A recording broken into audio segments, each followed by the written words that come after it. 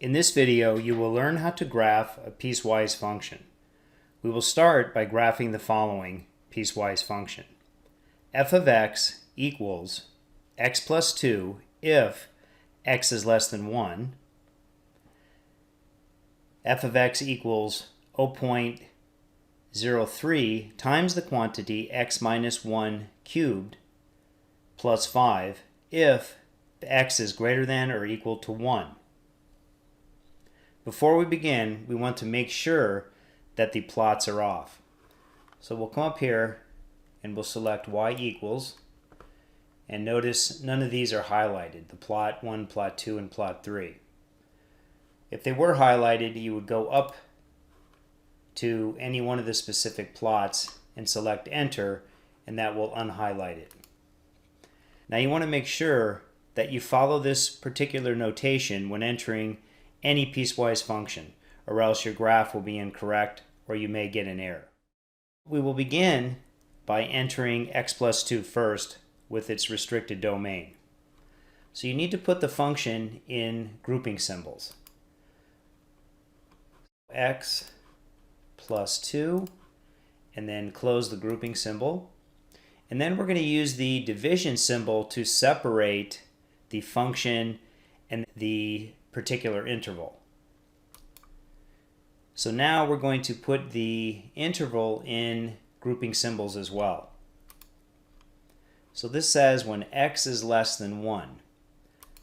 Now we need to go to the test feature of this calculator. So it's second function and then select the math button. And you can see here number 5 is less than. So we'll select 5 and then 1, and then we're going to close the grouping symbol. Now we'll go and enter the next part of the function. So we'll select enter, and then again you want this next piece of the function in grouping symbols. So 0.03 times the quantity x subtract 1, close the grouping symbol, raise that to the third power, and then add 5. And now we're going to close this function with the right-hand parenthesis. So the entire function is within a grouping symbol. Now we're going to separate this function and the interval by using the divide symbol. And again, the interval needs to be in a grouping symbol. So now we'll enter in the interval, and that says when x is greater than or equal to 1. So we need to go to second function again, and then the math button, which operates the test symbols. So we want greater than or equal to, and that is number 4. And we want x greater than or equal to 1. And then we will close this with a right-hand parenthesis. And now we can graph this particular function. So we'll select the graph key. There's the first piece, and there's the second piece right here. Now, there's a couple things that I would like to point out here. Number 1, notice for the linear function at x equals 1, which is right here, there should be an open circle, which indicates that the value of 1 is not included in the interval for the linear part of this piecewise function. However, for the cubic part of this function, 1 is included in the interval, and this is usually shown as a closed circle at x equals 1.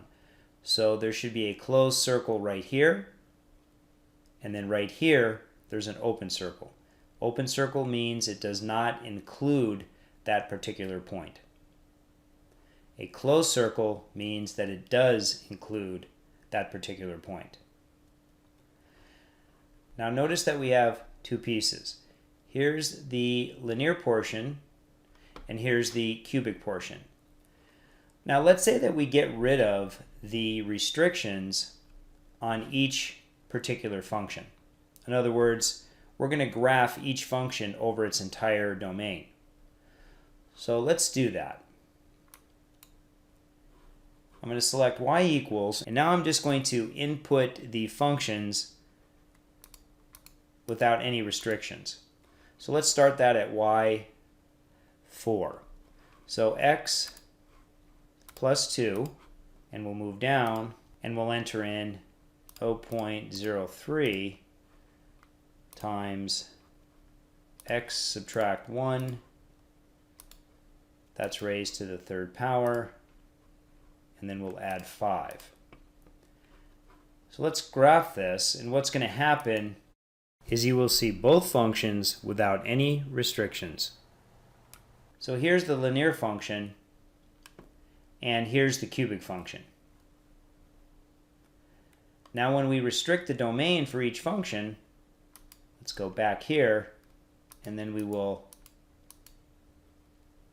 not graph y4, and we won't graph y5, and remember you just highlight the equal sign and select enter. Now we'll graph it with the restrictions on the piecewise function, and again there's the first piece and there's the second piece. Okay?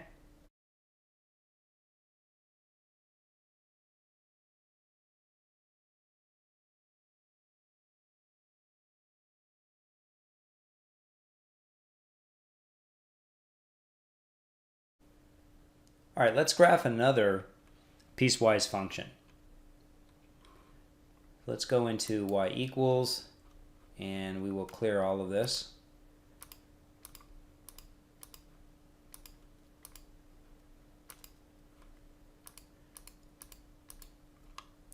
Okay, now we're going to graph f of x equals negative 2x if x is less than negative 2, x squared minus 2 if negative 2 is less than or equal to x, less than 2, x if 2 is less than x, less than or equal to 6, and 8 if x is greater than 6.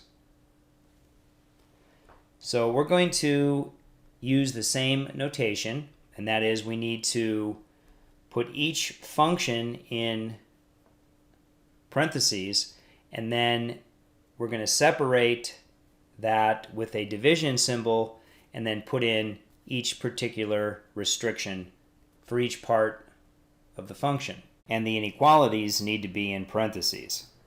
Let's do that. So here's the left-hand parenthesis, negative 2x, then close the grouping symbol, separate it with the division symbol. Now we'll enter in the inequality. So a left-hand parenthesis, and x must be less than negative 2. So again, we hit second function and then the math button, and the less than is number 5, and then negative 2. And then we are going to close the grouping symbol, and then we'll move down to y2. So now we're going to enter in the quadratic. So again, a left-hand parenthesis, x squared, subtract 2, close the grouping symbol, separate it with a division symbol. And now this is a compound inequality, and you need to enter this in with a logical operator. And again, we need to put this compound inequality inside a grouping symbol. So a left-hand parenthesis, and we want negative 2 less than or equal to, so second function, math button, less than or equal to is number 6, and then the variable x. Now we want to put in a logical operator, which is the word and. So we're going to go second function and then math, and then we want to move over to logic. And we just want number 1 for and. And then we're going to finish up this compound inequality, which says x less than 2. So x, and then second function math, less than is number 5, and then 2. And don't forget, we need to close this compound inequality, the right-hand parenthesis, and then we'll move down to y3. So this function is just x, and notice that the x is inside the parentheses. We're going to separate it with a division symbol. And again, we have a compound inequality. So we're going to follow the same steps as we just did. So we start out with a left-hand parenthesis, and we want 2 second function math less than number 5, the variable x. Now we want the logical operator and, so second function math, move over to logic, number 1, or we just select enter. And then x less than or equal to 6. So x, second function math, less than or equal to is number 6. And then 6. Again, we have to close this with a right-hand parenthesis, and then we'll move down to our last piece of the function,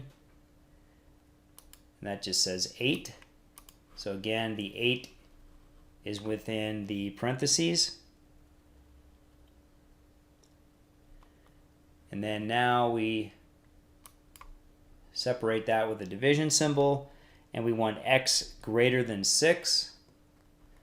So again, the left-hand parenthesis, x, second function math, greater than is number 3, and then 6. And then close the grouping symbol, and now we can select graph.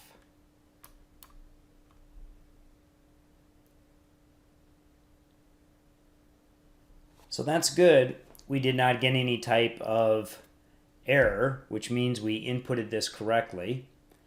And here is each piece of the function. Here's the linear function, negative 2x. Here's the quadratic, which was x squared minus 2. And here's the next linear function, which was just x. And then we have a constant function, or a horizontal line, which was 8. F of x equals 8. The one thing I want you to notice here, and it looks like in this area right here, that there's no connection.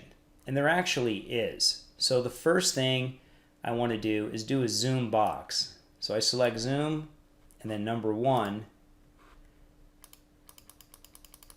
and I'm going to create a box around this particular area right here. So select enter, then move the cursor down. So I'm forming the box, and select enter. And I'm just doing this to show you that these two functions are indeed connected. Okay? So let's go back to the standard window. So zoom, and then Z standard number 6. And there's the piecewise function that we just graphed. Now recall, in the previous example, we had open circles and solid circles. Remember, the open circle does not include a particular point on the function, and a solid circle will include the point on the particular function. So take a few seconds here and think where there would be an open circle and where there would be a closed circle.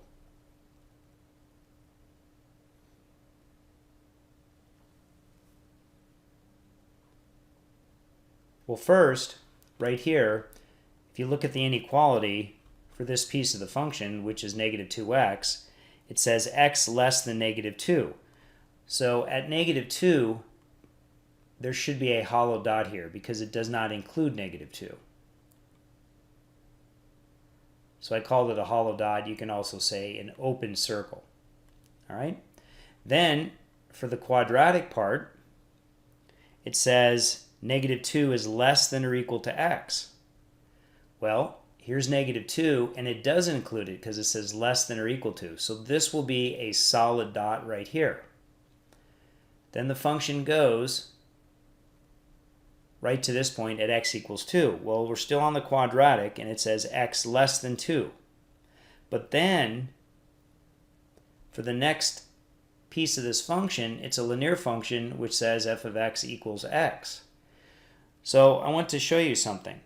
If you notice the screen to the right, for f of x equals x squared minus 2, f of 2 equals 2. And for f of x equals x, f of 2 equals 2 as well. So at this point, 2, 2, they're connected. It's the same value. The y value is the same. And the x value is the same. So at x equals 2, y is 2. Then we don't need a closed circle because these two pieces of the function are connected at 2, 2. So for this piece of the function, f of x equals x, it says that 2 is less than x, less than or equal to 6. So here at 6, 1, 2, 3, 4, 5, 6, which is right there, we move up, it includes 6 because it says x less than or equal to 6. So this should be a solid circle right here, or a closed circle. Also, I call it a solid dot. All right? Then finally, the last piece of this function is f of x equals 8, which is right here. So the restriction on this is if x is greater than 6. So again, here's 6, x greater than 6. So all the values to the right are greater than 6, but it doesn't include 6. So this here should be an open circle or an open dot right there. So again, we should have an open circle, a closed circle here. This is continuous. There's no break in these two functions. So at the end of this function right here, we're going to have a solid dot right there. And then for this piece of the function, there's going to be an open circle right here.